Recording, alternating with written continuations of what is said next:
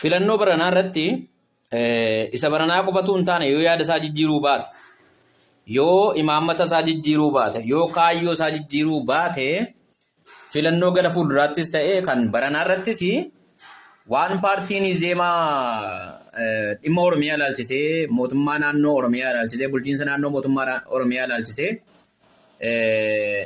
qabatee jiru kaayyoo isaa hubattaniitu. Maal jedhaa? Oromiyaa mootummaa naannoo sadiittiin qoqqoodaa jedha. Gaaffiin uummata keenya yeroo kanatti Oromiyaa bakka sadiitti nuu cirii yookaan bakka lamatti nuu cirii miti. Tokkummaa kan keenya jabeeffannee jirra. Akkuma jabeeffannetti itti fufnaa, isa durii caalaa jabeeffannaadha malee nama nu qoqqooduu dhabne miti.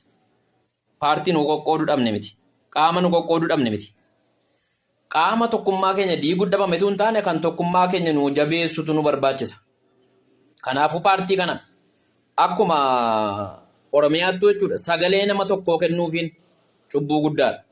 Sababni isaa nama dhufeensi diiga jedhu kottuu na diigi jennee, kottuuti bakka sadiitti na baasi jennee, bakka lamatti na baasi jennee, kottuuti mootummaa naannoo kan keenyaa diddiigi jennee, tokkummaa keenya facaasi, adda nu facaasi jennee sagalee kennuufiin dogongora. Ammumarraan akkasitti machuun isaanii bareedaadha.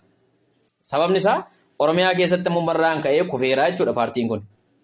Izeemaa sagalee dhoowwadhaa Oromiyaa keessatti. Maaliif cicciramuu hin barbaannu, tokkoomuu barbaanna malee.